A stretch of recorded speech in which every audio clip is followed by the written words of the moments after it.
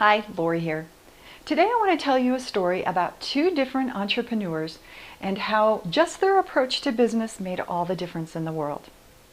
So the first business owner was a very creative soul, and he was a great artist, very successful in the fact that when he created his art, it was truly amazing. If you saw his work, again, you were very impressed. He was one of the most talented artists I have ever seen.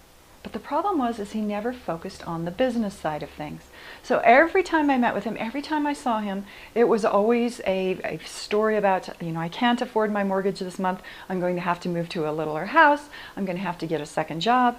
All these kinds of things always cropped up into his business because he was always out there studying and mastering his art form. He was always working at it and being more productive with the actual art side of things as opposed to the business side of things. Now let's move to the second entrepreneur that I know. Same field, same industry, very same potential market. In fact, they were competitors in a lot of different ways. Slightly different geographical locations, but again, for all intents and purposes, they were competition for each other. But this other entrepreneur, when he started up his business, he looked for a true opportunity as opposed to, what creative soul or how he could actually use his artistic work in his community. And because he looked at it from the business side first, he approached his business in a completely different way. When he bought into a business, he went in and he learned the craft, and he learned it very well. But he also was an expert at business. So when he stepped into this business environment, instantly he had recognition, and instantly he knew exactly how to market and how to sell his products. So he became an industry leader in a matter of just a couple short years. Now, was he any better or any worse than the other one? No. In fact, he was more on the average side. He did great work, but again, there was nothing that made you say, wow, this is truly spectacular. There was nothing that would truly, set him apart and make him this extremely wow type of creative artist. Versus the first entrepreneur, the first business owner, again, had that wow factor. When you looked at his work, you'd never seen anything like it. It was just absolutely amazing.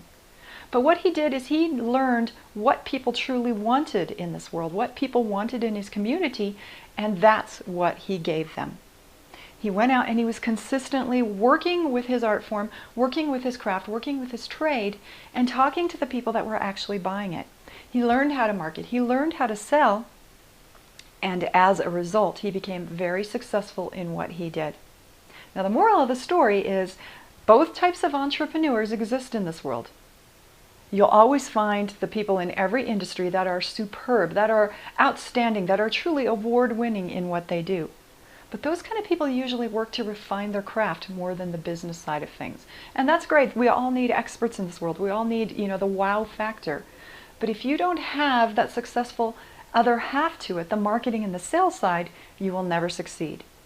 So if you've been honing along and you've been working for years, building up your big idea, and it's something great, and you've been working at the creative or the artistic side, maybe it's, writing book after book after book, or even creating artwork, sculpting or painting or taking photographs or whatever it is you do, and you've been working to refine that skill for a number of years, always wondering when it's going to convert into a profit or even into just a sales generating business, I'm here to tell you that that's not going to happen unless you flip it over and you actually look at the business side too.